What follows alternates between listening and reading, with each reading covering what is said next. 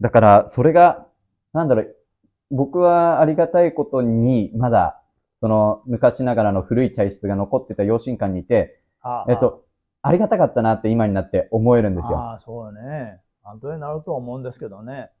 やってる最中はもうね、なんだかわかんないしね。なんでこんなことさせられるかっていうね。うん。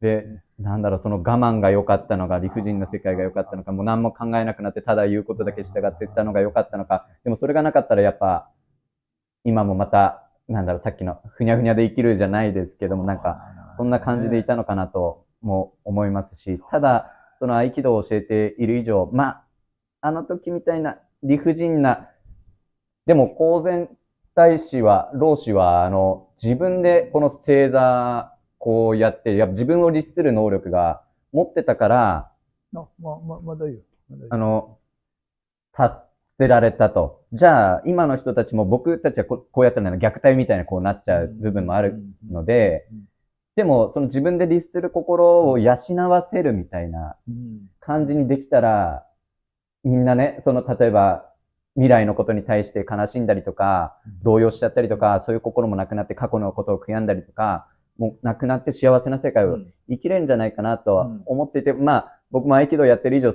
その、なんか教える方々にはそうなって、うんね、仕事も、ね、育児もなんかうまくいってほしいなっていう思いがあるんですけども、だからそこを、そうですね、今の時代に合ったやり方、う当然大ん。使はいろいろ苦労されて、で、もう星座をひたすらやり続けてそう悟ったということだったんそう。で、そういうの自分でできるような、というか、ああ、そうやってたから、そうやろうってやってるのも作為があるから多分慣れないかもうしれなくて、自分でんそういうのが必要だって気づくにうは、んどうしたらいいのかなっていうう、ん。うん、難しい問題ですよね。難しい問題ですね。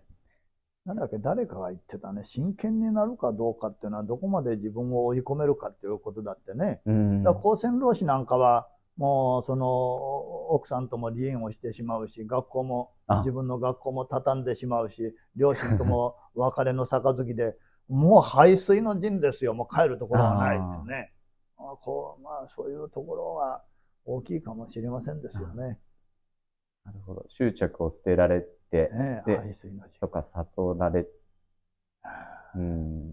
でも、そうですね。今の話を、まあ、きっかけに、その、自分らしく生きる生き方、まあ、武道をやっている、もう何でもいいと思うんですよね。合気道以外のものでも何でもいいと思うけども、やっぱり今やってることに、純粋に、まあ、行じることが、うまく生きる生き方につながうん、っていくうん、ということで、うん。皆さんも、まあ、頑張ってって言うとあれだけど、そうですね。皆さんも何か今やっていることを、まあ、一生懸命やって、その意味は何なのかっていうのを、まあ、考えられると、僕が言うのも恐れ多いですけども、成長していけるのかな、うん。って思います。ねえ。でも、塩田さんね、塩田さんが、YouTube で言っておられた、船越義珍先生の言葉ね、はい。あれは痺れましたですけどね、あ、はい。なんていう言葉でしたっけね、自分は、なんだっけ、死んでもいいと思って、そうです。楽しんでる。このこの道で道を楽しんでるっていね、う。はい。死んでもいい。ね。で、そういう話は今の若い人が聞いてどうなんでしょうか。おお、すごいと、あ、来るのか、何やそのおっさんって、どんな感じでしょうかしらね。どうですかね。僕はもうすごい、それ、横田館長の言葉ですけどもね。ええ。ブログで読ませていただい私がて、書いてたの。あ、そうそなの。れをもう自すっかり分の言葉忘れてた。でちょっと言っちゃっただけなんですけど。いやでもそういう覚悟、そういう言葉に震える人は今の若い人でもいるんじゃないかと期はい。待したいんですけどね。そうですね。はなんだろう、僕も多分普通に聞いてたらあれですけども、そういった、これが他のあの人い。にも通じる、あの人にも通じるっていろんな方向から来たんで、まあ、ピーンってこう来たあというか、うねん、そういう境地ですよね。その、ねまあ、死んでもいい、死と生を区別することがないう生き方。んまあ、難ねしいとは難しい思うんですけんだよども、ね。本当難しくてね。でもね、なんと言いますか。まあ、ただこれを変な意味に、取られてしまって、はい。先の太平洋戦争のようにね、もう死んでいけなんていうようそうです。になってしまうと、これちょっと私なんかもはい。慎重にしなければうん。ならないとこう思いますけれども、しかし、なんていうのか、今のもう各自の個性を大事にとか、各自一人一人の命を大切にと、命は大切にしなきゃならないです、本当にね。これは大前提ですけれども、しかしそんなね、なんていうのか、耳障りのいいような、みんなかけがえのない一つの命を大事に生きましょうっていうような言葉だけでは何かこう響かないけれども、そういう死を覚悟して、そうして一つの道を楽しんで生きたっていうと、こう、心が震えるような人は、若い人でもいるんじゃないかなと私は期待したいんですけども。どうでしょうか、じゃあ。そうですね。確かに。今の若い方もスポーツの世界で生きていって、でもやっぱ年齢重ねていくとそれがまた別の境地にどんどんこうなって、で、そこでやめちゃったら、もったいないことかもしれないですけども、やっぱそうやって、そうですね。まとめられないんですけども。いや、こういう話はね、うまくまとまると、これはもう知識の世界になってしまうんですよ。はい。これはね、まとまらないのがいいんだと思います。まとまらない。そうですね。はい。まとまるとね、やっぱ概念になってしまいますのでね、想像とか憶測になってしまいますから、こういう混沌ですよね。混沌。ね。公然の木なんかもやっぱ混沌に通じてくると思うんですね、混沌。はい。混沌というのは、混沌という王様がいたのね。はい。掃除に出てくる話です。で、混沌はね、目も耳も鼻も口も何もなかった。で、混沌に他の王様が大変お世話になったんで、混沌は目も見えない、耳も聞こえない。かわいそうだからといって、一日に一つ穴を開けてた目一つ、次の目、耳。で、七つあるね、人間、目二つ、耳二つ、鼻二つ、口一つか。で、七つ、一日に一つ開けていったら、で、最後に七つ目の穴を開けたら、混沌は死んだっていう、これが掃除の混沌の話なんですよ。これなんかが、私たちは目で見たり耳で聞いたり、匂いを嗅いだりして、それが判断をして、区別をして差別をしているわけでございましょう。混沌の世界というのはもう目も耳も鼻も匂いもこうないわけですから、私ら空なんてのはそういう世界だと思うんですよね。例えば今日、塩田さんが鎌倉円覚に来てますね。でももし仮にですよ、目が見えない。耳も聞こえない。匂いもしない。そしてその記憶もない。ここはどこだと思いますか？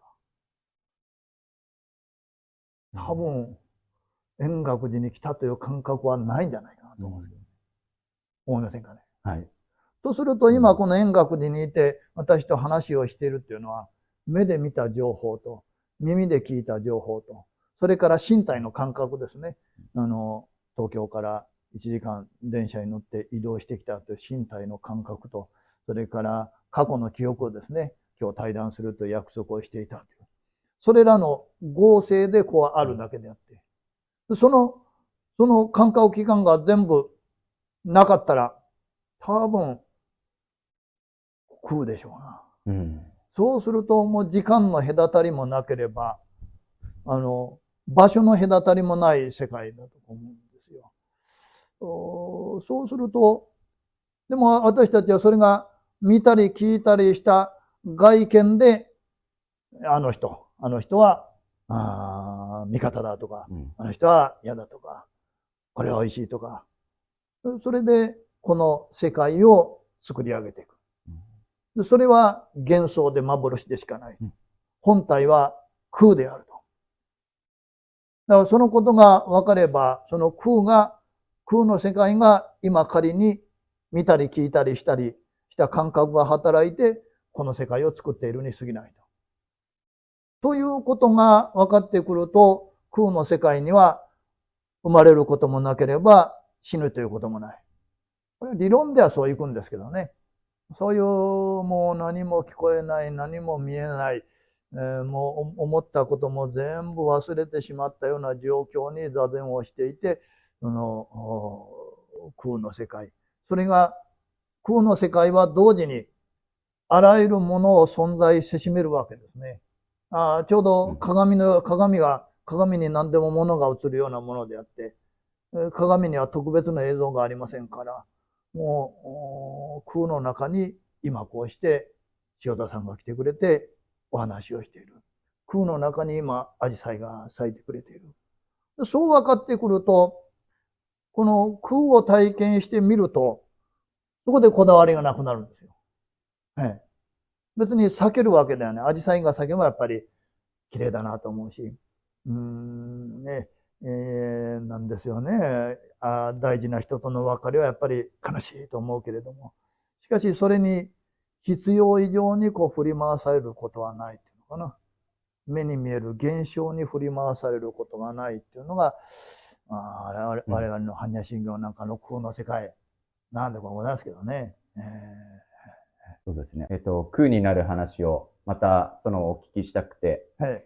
その次の動画で、はいそれでますか。はい。またお聞きできればと思います。わかりました。わかりました。はい。ありがとうございました。はい。ありがとうございました。はい。